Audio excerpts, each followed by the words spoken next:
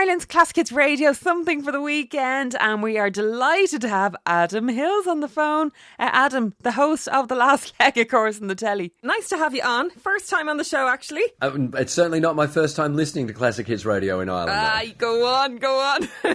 You know he's looking for publicity, this fella. He wants plenty of interview time. Come here to me. You got a new documentary coming out, so tell me, this is going to be available, by the way, everyone. Put this in your diary to watch on Sky Documentaries. Tell me all about it. So about a year and a half ago, I discovered, let me go back even further. I've been playing tennis since I was 5 years old. I played competitive tennis from 12. I was a tennis coach when I was about 18, 19, 20. But I've also got a prosthetic right foot. And I've never played tennis against anyone with a disability. I was good, I was competitive, but I was never going to make professional or anything like that. But in 2008, I was in Beijing for the Paralympics, and I was asked if I would consider playing wheelchair tennis. And I thought, well, I don't use a wheelchair. This doesn't feel right. But then it made me start thinking, well, why isn't there tennis for people like me with disabilities who don't use wheelchairs? And it's been a long, slow process of trying to track down a form of tennis that I can play. And about a year and a half ago, I then found that there was something called para-standing tennis. So it's tennis for people with disabilities who don't use wheelchairs. And I thought, right,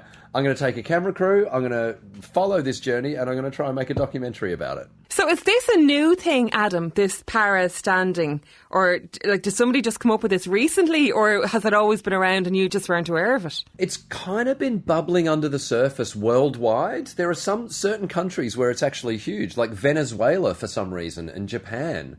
But, the UK, Australia, Ireland had never really, found it. And I think it's just an oversight. People with disability, if you've got one arm, you can just go out and play with your mates, and you can probably play to quite a decent level. But it's not a level playing field. So it feels a bit like Fight Club, in that the first rule of para-standing tennis was you don't talk about it, and then the second rule is you make sure it's accessible for anyone who wants to get into it. So it's only, to quote Huey Lewis, it feels like an idea whose time has come. And it's only in the last year and a half, couple of years that it started bubbling up. Oh, it's a brilliant idea. I love this. Take us way back then to the disability, because I know your TV show and everything. I mean, it's certainly not something that's hidden. You talk about this all the time. We all know that.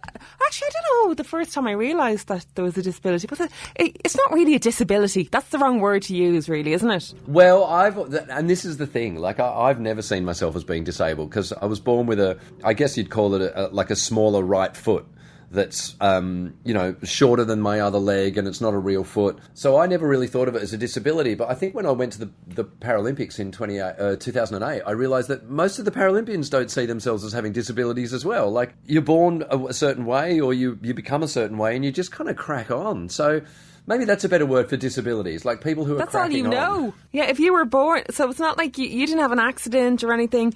You were born like that, so therefore that's the only life that you know. Absolutely, yeah, absolutely. That's exactly what it is. So there's another word that is sometimes used for this form of tennis, which is adaptive, and I think that's a great word, because it's really just people adapting to whatever they've got or haven't got. Tennis players are known for having quite the temper, Adam.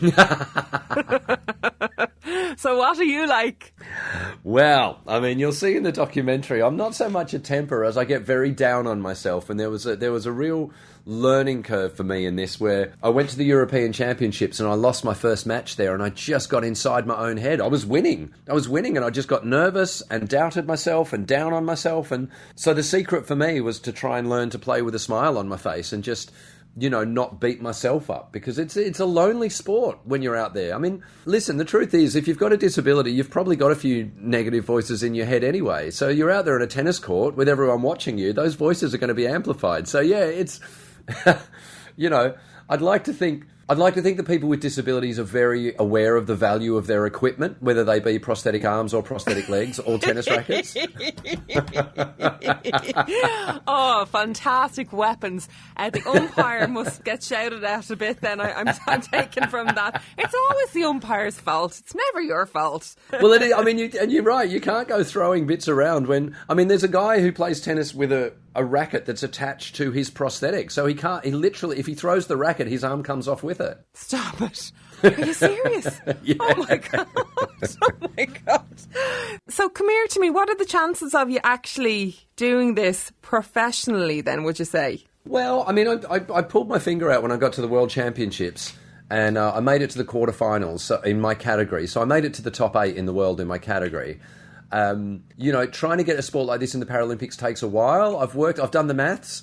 The next Paralympics we could get it into would be 2032 in Brisbane, at which point I'll be 62, but my doubles partner will be 38, and he reckons he can carry me. So I reckon we're going to have a crack. I mean, why not? I mean, if they can do the breakdancing, why not? 100%. 100%. I am going to be the 2032 ray gun of the Paralympics. That was the most spectacular sight I think I've ever seen in my life. Who knew? Who knew listen, there was such talent out there? It's a week after the Olympics. We're still talking about her. We're still talking about breakdancing. And you know what? There aren't that many breakdancers in Australia, but I reckon after that, loads of people are going to come out of the woodwork. So I think mission accomplished for her. I kind of felt like I was watching Kath and Kim. Do you remember that TV show?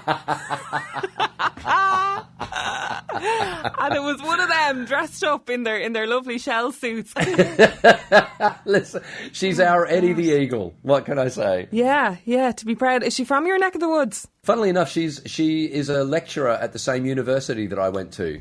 Stop it, really? Yeah, at Macquarie University. So, we breed them tough. And also, can I say, Macquarie University, birthplace of the Wiggles. Right, you've a lot to be proud of. Me, Ray Gun and the Wiggles, all from the same university. Yeah. Any more telly stuff coming up, Adam? We'll be doing the Paralympics, the last leg from the Paralympics. In Paris every night, except for halfway through when we have to have a day off because of French labour laws. Oh, is that right? Yeah, you're not allowed to work more than 6 days in a row, so they've forced us to have a day off in the middle of the Paralympics. You barely do any work as it is, Adam. Getting away with it. Well, the mad thing is they waived that rule for the Olympics, but not for the Paralympics. So, yeah, I guess there's a day where I'm just going to go and watch some wheelchair tennis and have a few baguettes. And Adam, it was a very unusual kind of career route that you took as well, because you started off doing the tennis and then you thought you'd go for a good steady job in comedy. Yes. I did tennis, stand-up comedy, then I got into radio for a while, and then I went back to stand-up comedy and then eventually television. So, I wouldn't advise it as a career. I mean, it's been fun, but if you're planning a career, I wouldn't advise it that way. Right, okay. So speaking to somebody who's doing radio, what are your top tips then? Or start playing tennis and doing stand-up comedy. Get out of it. Seems to have worked out for me.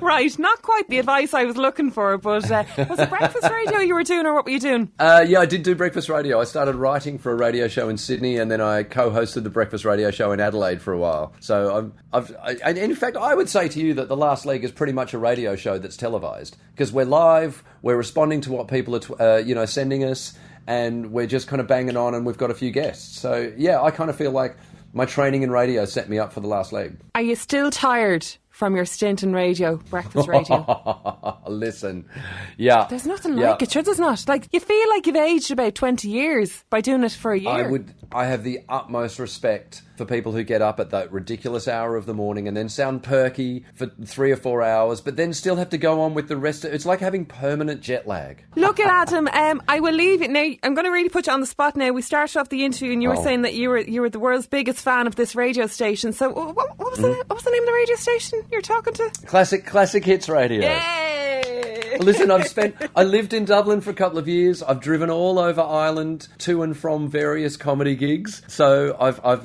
listened to a lot of Irish radio. So they weren't empty promises. Lovely. Adam, catch you soon. Thanks so much. Cheers, thanks. Bye. Gurf Margaret.